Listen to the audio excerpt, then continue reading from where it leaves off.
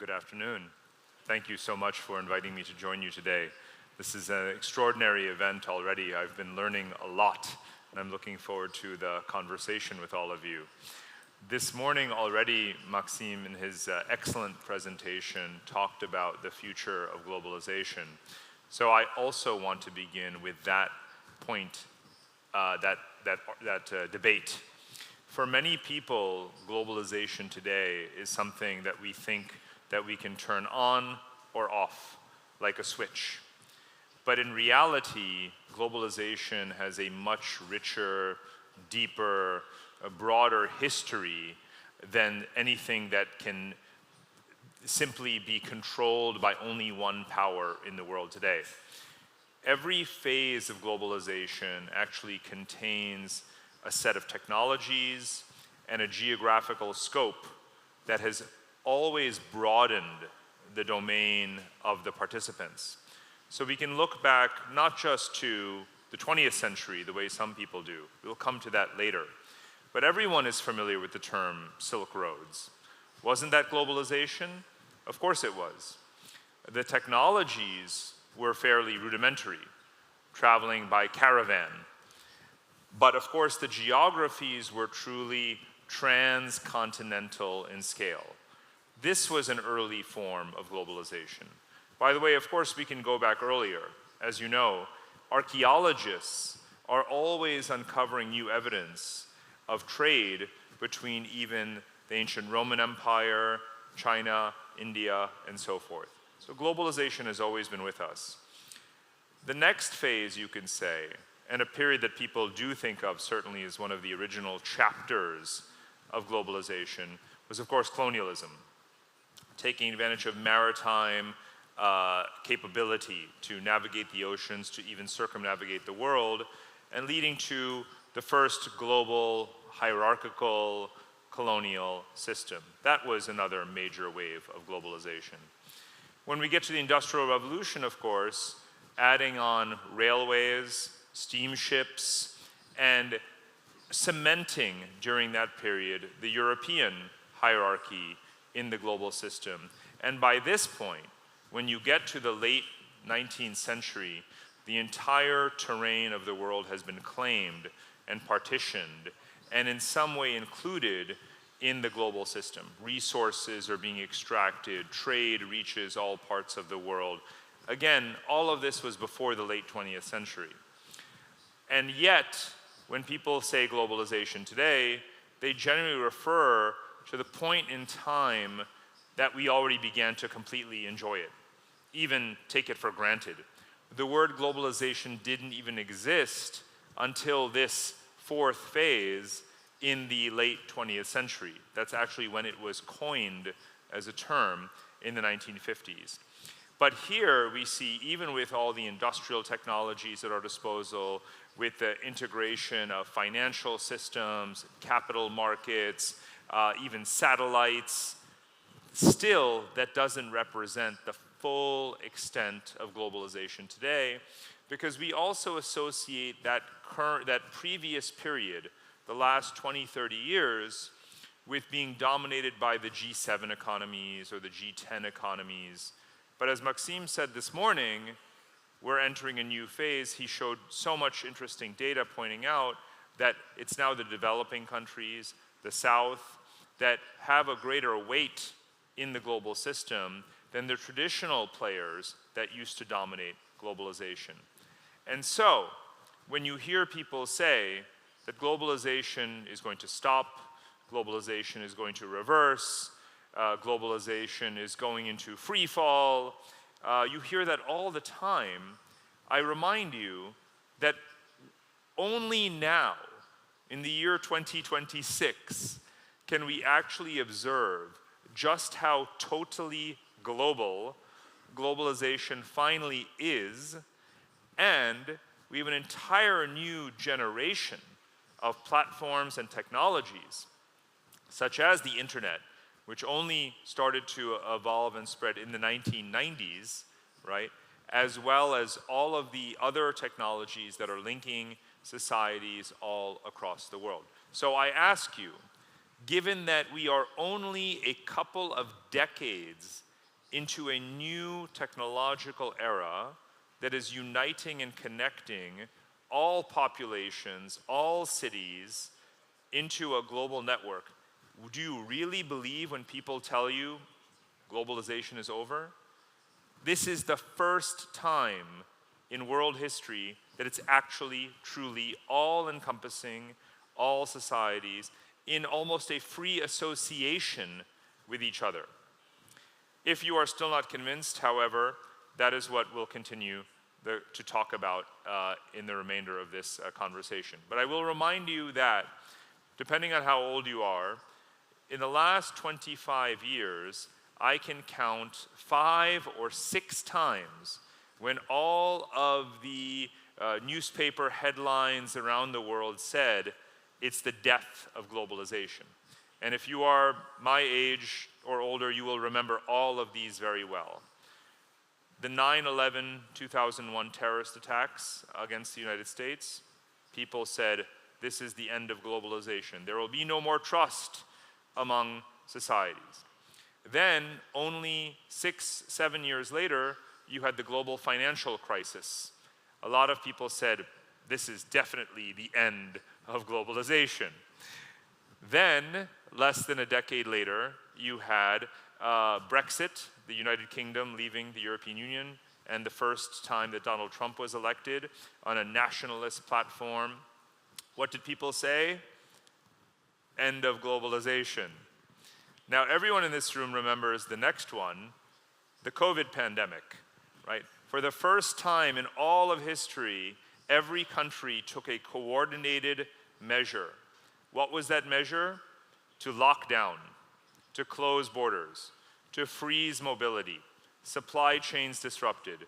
So then you might think, well, that would be a good moment to say that it's the end of globalization. And here we are, there's one more. Of course, it's today's tensions over trade. Protectionism in particular, nearshoring of industry. So people are saying, it's the end of globalization. So there, I've now given you 6 times in just 25 years that the experts, not this expert forum, because now we're all too smart, but other people said that globalization is over. So, tell me, were they right? No, they were wrong, spectacularly wrong. Let's take this moment to step back and look at this big picture. We are talking about thousands of years of patterns that relate to technology, that relate to connectivity, and those are the true platform, and globalization, as I said, is just getting going. I'll give it to you in now a political interpretation of this that speaks about the paradigms that govern our thinking. We're all familiar from school, learning about the Treaty of Westphalia of the year 1648, the time at which we associate with the idea of national sovereignty organizing the polities of the world. What happened in 1989, though, building upon what I was showing you before with technology, with communications, with opening of borders. Here you have a photo of the fall of the Berlin Wall in 1989. So all of these forces, the end of the Cold War, capital markets, privatization of economies, building more infrastructure, and yes, the communications revolution. For most people who remember 1989, it sticks out in our mind as the year that the Berlin Wall fell, but it is also the exact same year that the World Wide Web was launched. And so you take all of these forces of just the past couple of decades, and what you see is a picture that emerges as what I call the supply chain world.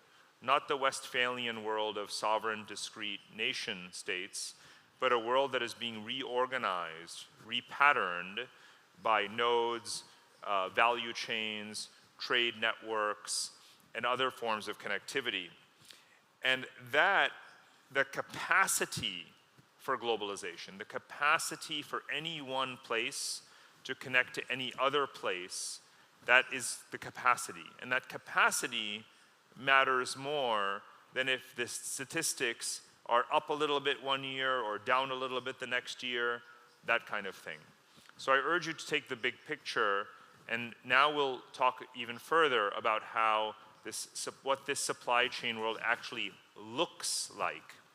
Because instead of organizing the world only into states, we now have the rise, we have urbanization. And urbanization is one of the great megatrends, again, not just of today, but of all of history. We have about 100,000 years of human migration around the world. And after 100,000 years, it brings us to exactly this map. This is truth. This is the world right now.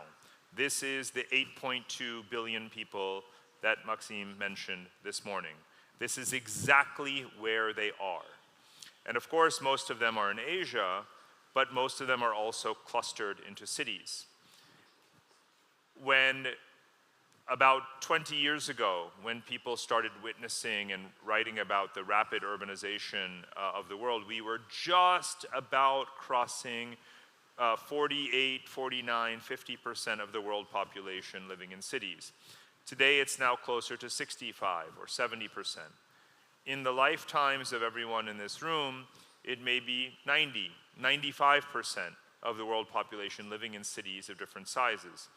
And cities have become so enormous as people move into cities looking for a higher quality of life, looking for better paying jobs, looking for connectivity in order to travel.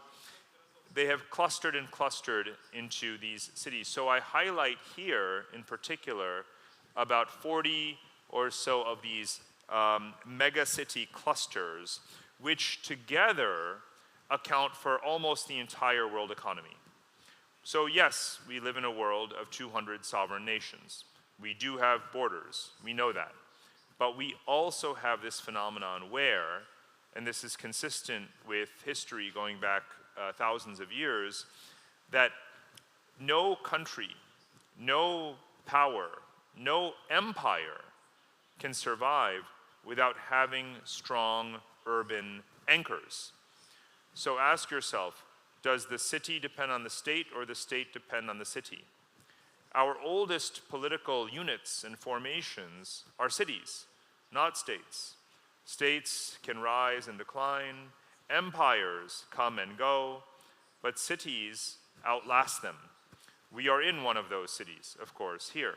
And you can go to Cairo or to Istanbul or other cities and see that they have been continuously inhabited for thousands of years.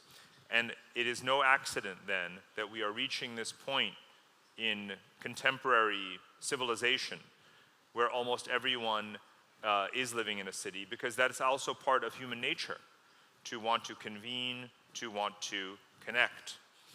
Now, I'll show it to you in a different way.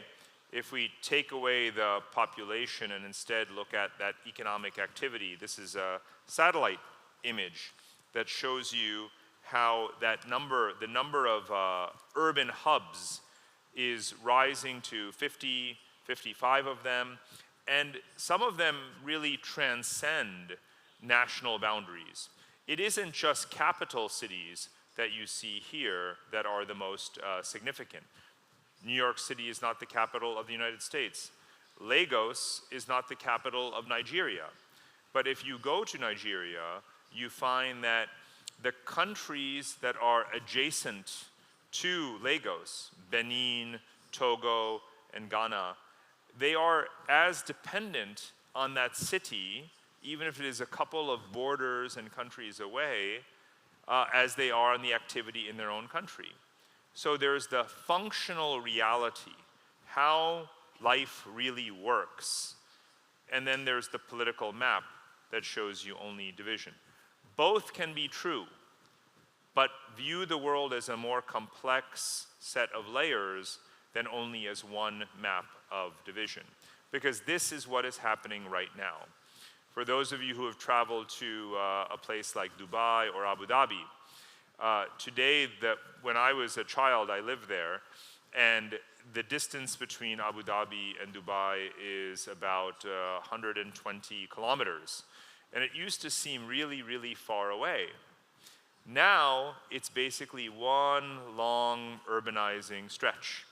Towns, industries, all developing their good infrastructure, a railway. They're even now doing helicopter taxis back and forth. It's becoming more and more connected. So what do local people call it? Not Abu Dhabi or Dubai, they call it Abu Dubai, right? So this clustering effect is something that again shows that yes, we have borders, but we can transcend those borders. Now, let's look at it from another perspective. We've looked at the demographics, we've looked at the economics. I want to really emphasize here the connectivity. And here, I'm making the point that principles from physics can almost explain the world better than just thinking about politics. But what do I mean by that? Well, the importance of a country is very much dependent on its, not just its size, but its gravity, right? Which is a function of its mass. And cities represent the mass. Cities are the nucleus of a state. And so the strength of a nation ultimately depends on the density, the economic density, the demographic density, and the gravity as expressed through connectivity of its many, many cities. So I call this the Internet of Places.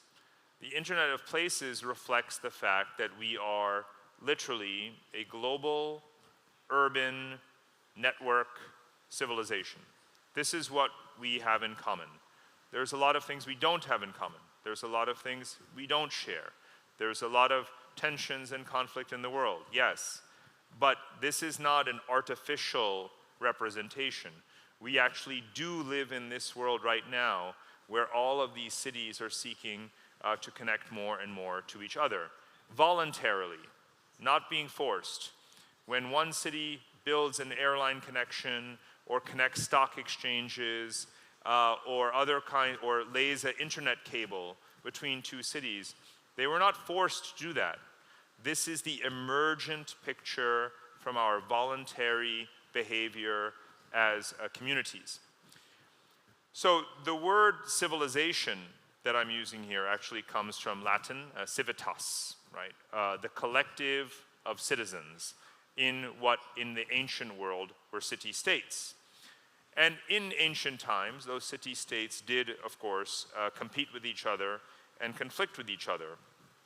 But today, the number one priority of most cities is not to grow their territory for the sake of dominance, but to build more connections to other cities so that they can enrich themselves through that trade.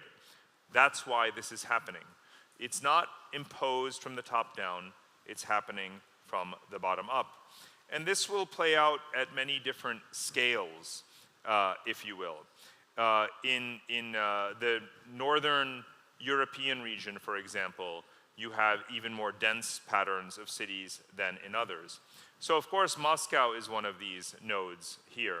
And when you look at the increasing gravity and density of activity that Russia in general and Moscow has with cities to the east, it reminds me of that first wave of globalization that I mentioned in the first slide, in which you had Eurasian connectivity among, at that time, different entrepôts, empires, sedentary and migratory populations. So I think of Moscow today as the future capital of the northern Silk Road. That is the way to think about the evolving role of cities in geography. Let's talk about geopolitical evolution for a moment. I did mention that, again, cities are an eternal unit. But the complexity of the world today requires that we not think in either-or terms. Either-or meaning either this or that. Instead, what you have is all of the above at the same time. The ancient world featured localized empires that were quite decentralized in their structure. The medieval world was also very loosely connected layering of empires and city-states. The imperial order we talked about, that second and third wave of globalization, was very hierarchical, empires and their colonies.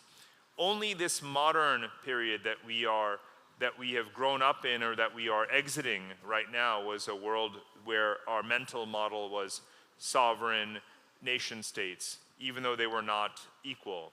And now we move into the postmodern kind of system, which is very much a layering. It's global for sure, as you can see. You have regional anchor states and cities, and the networks among them shape the power dynamics. So the common factors are that empires are the rule, not the exception. You have this layering of different units of authority, and actually Maxime used this term earlier today, medieval. He was referring to the socioeconomic consequences of technology platforms. But in geopolitics, we also use this metaphor to the Middle Ages to describe a world in which you have so many layers of authority. You have cities, you have provincial units, you have states, you have supranational organizations at a regional and global level. Then you also have, of course, companies and firms and so forth. And sometimes they cooperate, sometimes they compete, but such is the nature of this multi-layered system as it's evolving today. So I mentioned earlier that at different scales, you have a higher or lower density of interaction among cities, but that participating in these city networks is a source of strength and power. So I want to show you that here, because the point was that, again, size isn't everything. The density, the mass, the gravity also matters, and we have to bring in the new technological factors. So this is why I hearken back to a period of history, again in the Middle Ages, when one of the most prominent systems was the Hanseatic League of the Baltic Sea, North Sea, trading states that also forged some light military alliances to protect their trading networks. And today, there is a digital version of that is underway. So to make this composite, I looked at countries that are considered the most advanced technologically, that have the highest score in terms of their innovation, penetration of internet technologies, and prosperity, but they're also quite small. They are the new city-states of the world. You can see, of course, places like Singapore, Norway, and so forth on this list, Ireland.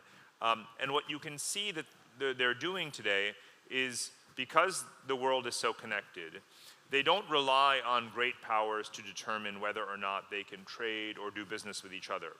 They're forming new trading relationships, new institutions, for example.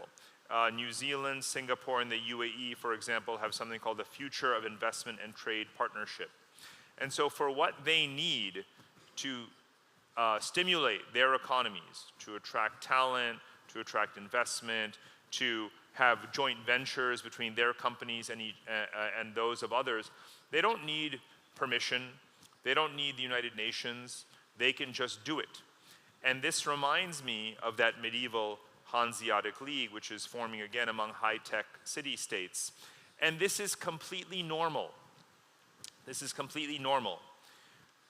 When I use the word diplomacy, you probably think about state-to-state relations between governments, whether it is a bilateral summit, whether it is a United Nations gathering.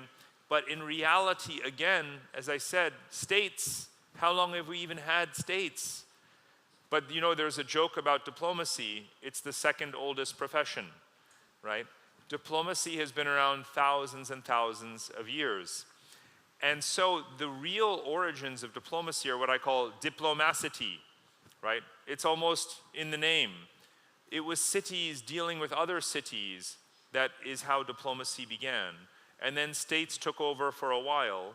But there's nothing abnormal about individuals, companies, cities forming alliances and relationships with each other. And so as this new Hanseatic League forms, and it doesn't have to be limited only to Northern Europe. As you can see, New Zealand is part of this architecture in some way.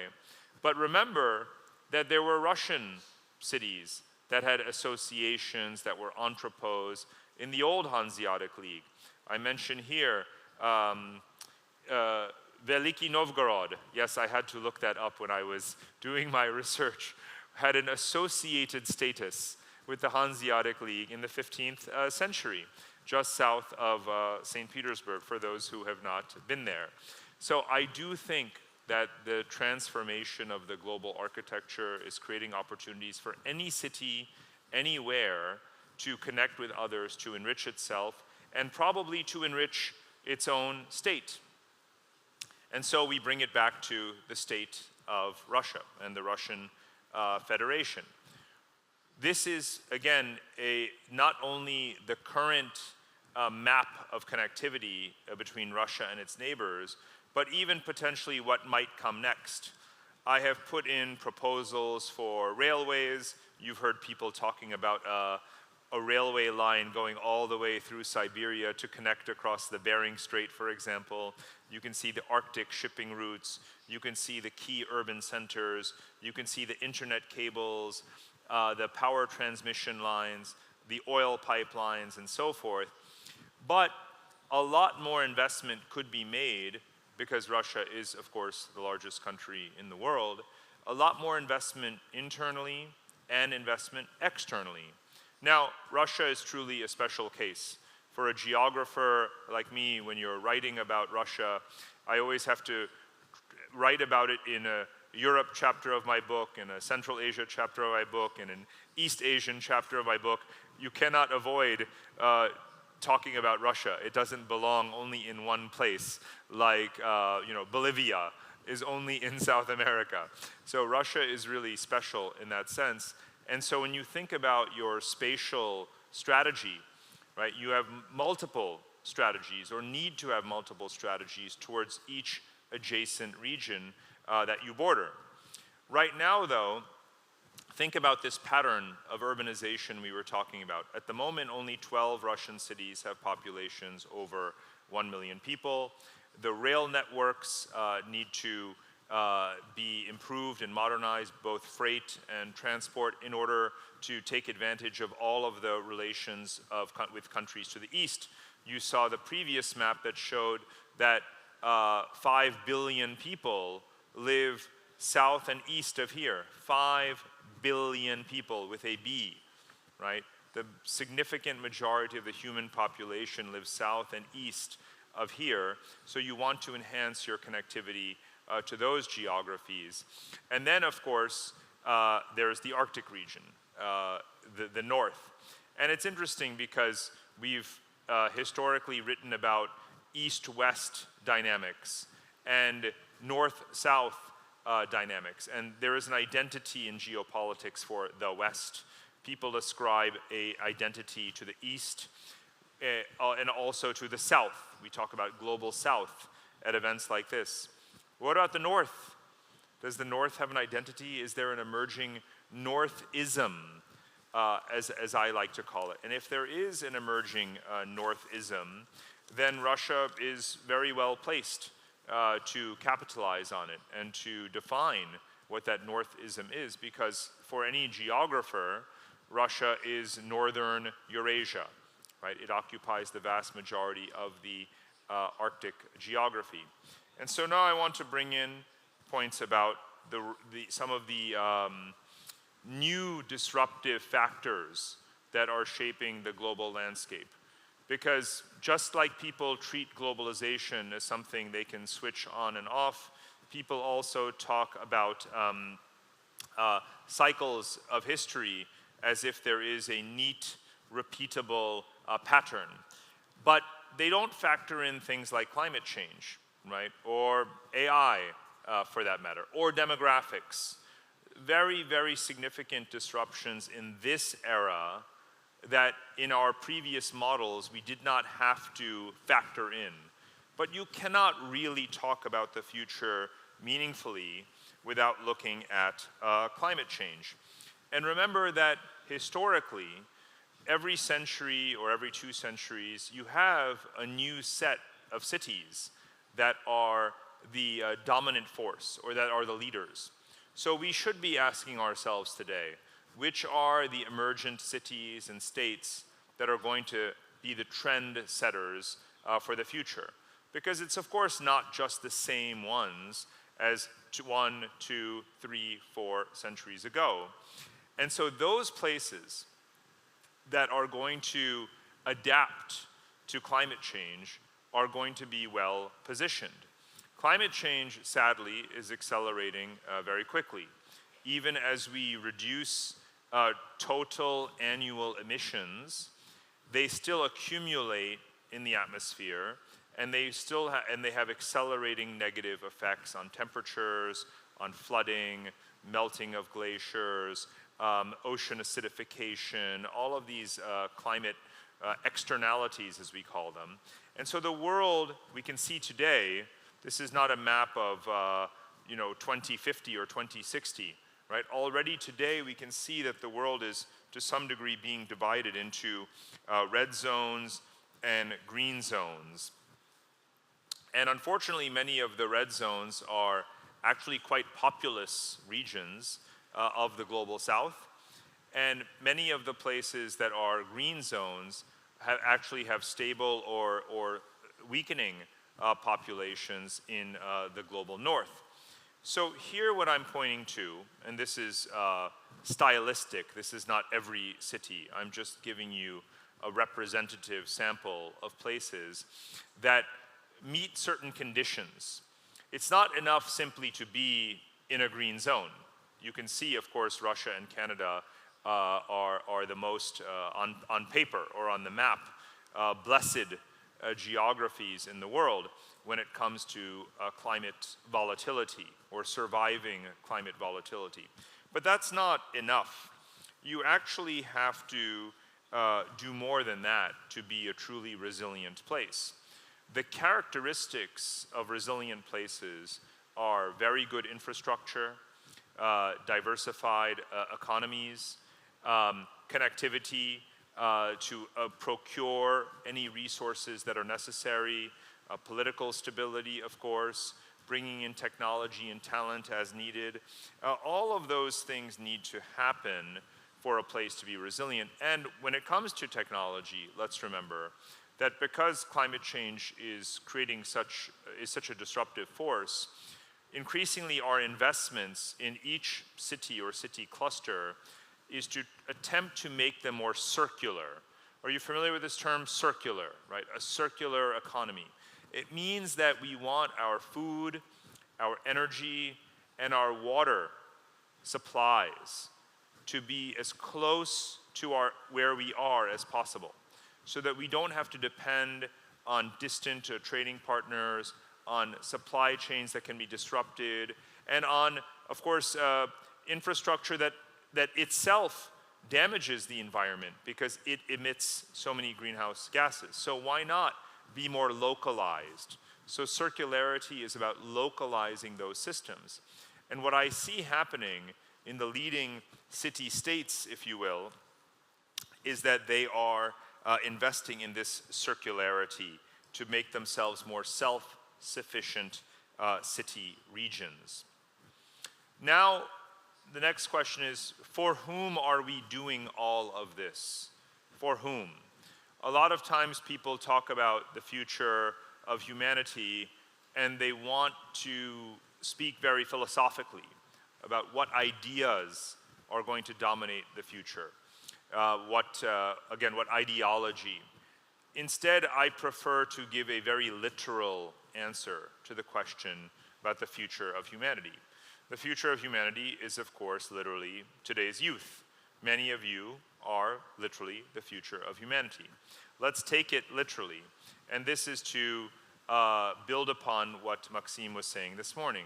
We are reaching peak humanity at a lower total number than experts predicted 20, 25 years ago. Back then, people thought there could be 12 billion people. Now we will not even reach maybe 9.5 billion people. Fertility is falling very quickly, and forces like climate change or pandemics or conflicts, those are also reducing the birth rate as well. And so the world population is going to peak and even decline relatively soon. And so given the forces that I was talking about earlier, especially climate change, and as Maxime mentioned this morning, the dependency ratio, the gap between young and old, you will see that the supply of people to work and fill the shortages in the places that demand that labor needs to be bridged. Supply and demand. Simple microeconomic principle explains many other things as well. So what we have already seen and what we will continue to see is new directions of migration. This is real data going back the past 25 years, from the year 2000 to the year 2025. What has been the net movement of people, the stock of people, adding up the flows between different regions of the world and also within them? Let me first say that we have never, ever, ever in human history seen volumes of movement like this, right, in a 25-year period. So this is another one of those moments or situations where you see a backlash today in some countries, right? You can see it in Europe, you can see it in America. They're talking about walls, borders, protectionism. They're saying it's the end of migration, in the same way that people said it's the end of globalization. I do not deny that democratic societies or any society has the right to decide who comes in and who does not come in. And they will calibrate and they will correct according to their culture, according to their economy, according to their needs. That's perfectly legitimate. But it does not change the supply-demand mismatch that countries still face. So I expect that even if there is a backlash today, things will gradually continue to open up and you will see ever more flows. Again, this is only a 25-year snapshot in a story that is 120,000 years old, right? Can you really say, when we're only 25 years into this story, that it's going to end? I don't think so.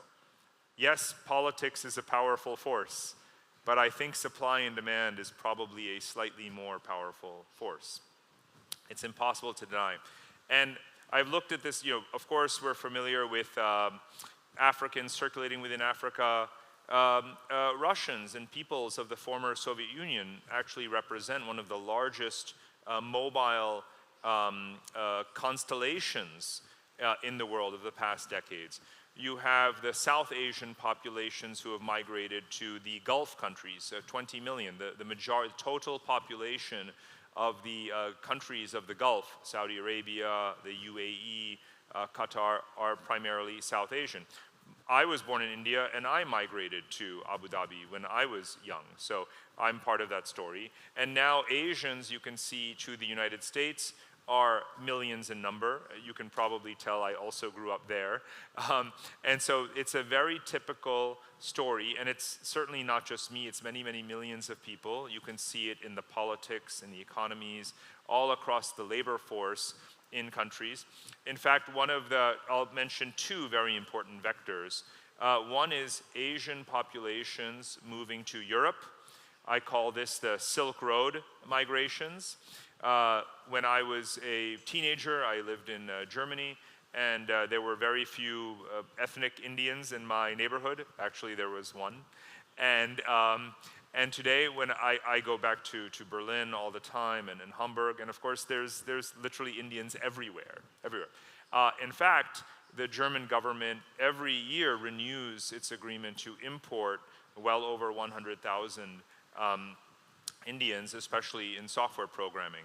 And the second vector is Asians moving north. I like to call this the reverse Mughal Empire.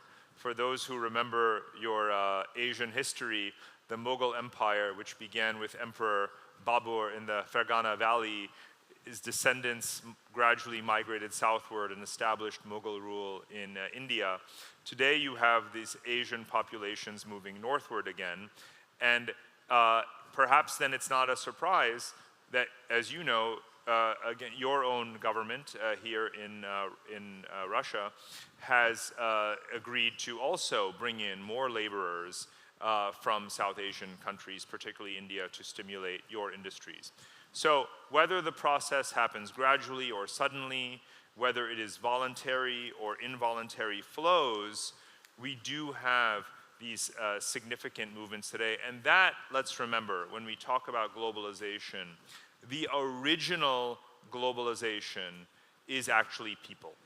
It's people moving with their feet and now benefiting from all the latest technologies of mobility as well. So let's not forget that. And I will end with this final composite image. This is actually the world as we have built it. This is not just art. This is the actual internet cables and railways and pipelines that we have voluntarily built, connecting every society to every other society, the likes of which we've never seen before. We are in a time of military armament and tensions. Military budgets total more than $2 trillion per year. But how many people know how much we spend on connectivity and infrastructure every year? Well, it's still triple that. It's still $5 or $6 trillion a year. We still spend more to connect to each other than to divide from each other. And that, I think, is something that is not just a poetic statement, it's just a fact. It's a fact about how we are actually behaving no matter what we hear in the news. And it's what creates the potential for this big human civilization to continue to be more than the sum of its parts, and ultimately to be collectively resilient against all the threats that we face together, whether it is climate change or other kinds of factors. So I urge all of you to think about how you as people, how your communities, your country can be part of this connectivity story, this globalization story that is the tide of history, and where you are very well positioned to make very, very significant and very positive contributions in the future. Thank you very much. Спасибо. Большое спасибо, доктор Parag Khanna.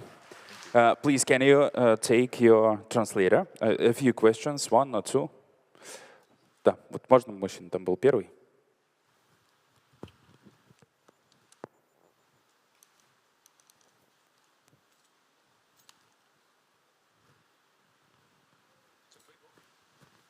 Спасибо за выступление.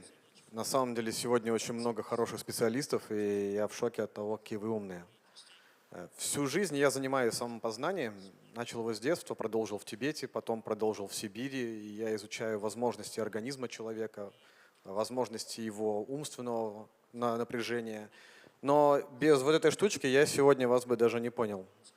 И вот о чем я хочу спросить. Я не очень умный, но много встречал людей умных. И вот вы умные.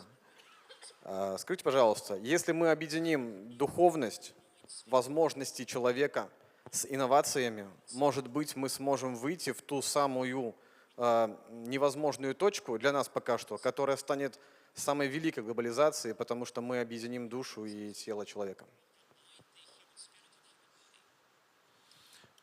I think it's an excellent question, and today science is definitely moving us in the direction that you are suggesting.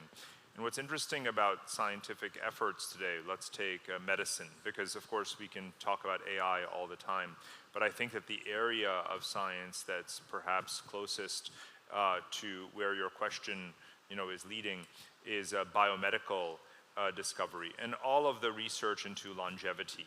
Right? And research into longevity is showing the kind of lifestyle, balanced lifestyle, that is going to allow us to live longer and healthier. And when we look at what those techniques are, I won't even say technologies, right? A lot of it is reminiscent of actual traditional Chinese medicine, ancient Indian practices, and these kinds of things.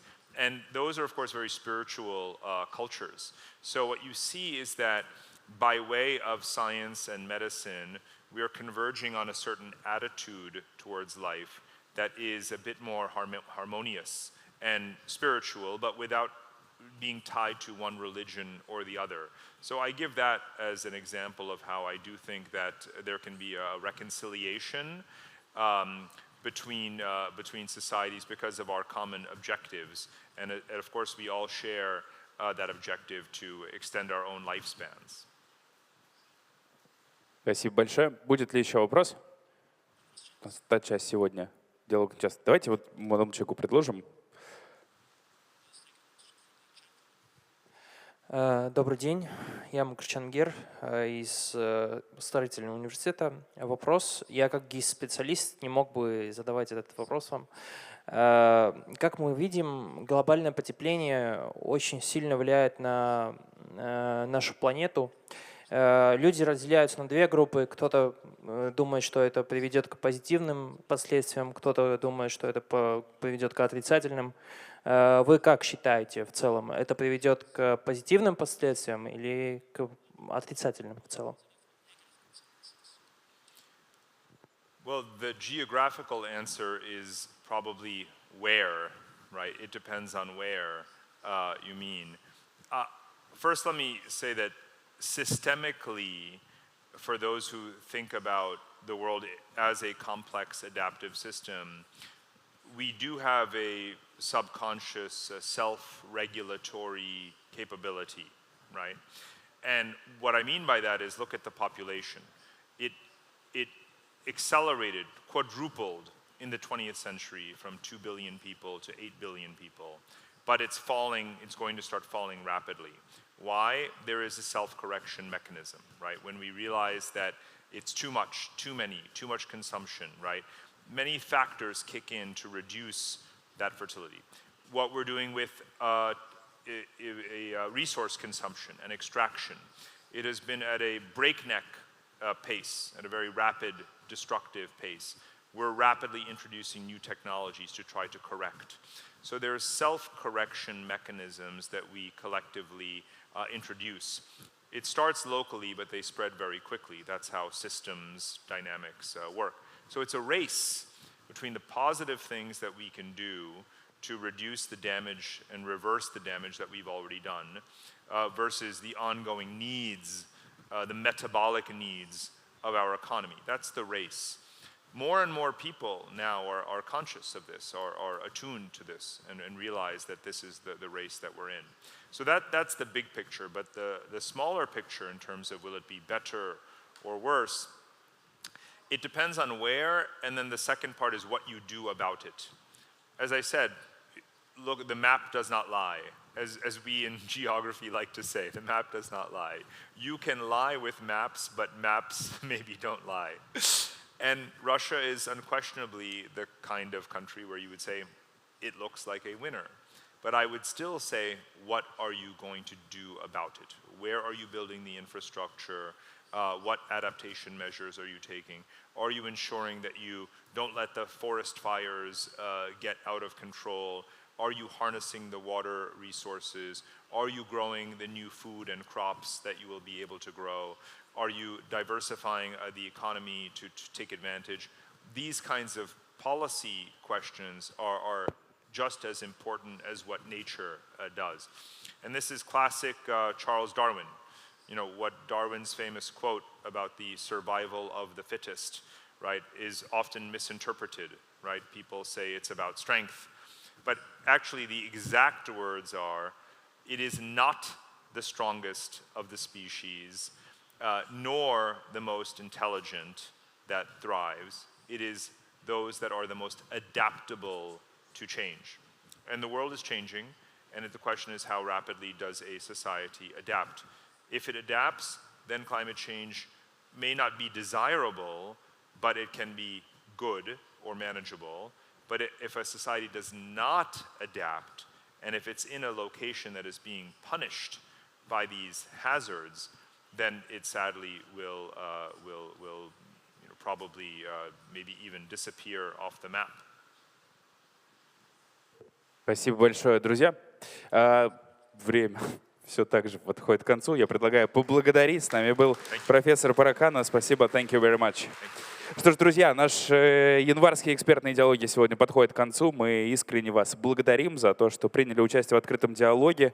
Ждем с нетерпением встречи в том самом будущем мира, который, я уверен, вместе с вами мы сможем сделать таким, каким хотим его увидеть в рамках новой платформы глобального роста. Ну и в Национальном центре «Россия» мы тоже всегда вам рады. Не забывайте следить за событиями на rush.ru и в телеграм-канале открытого диалога. До новых встреч, друзья!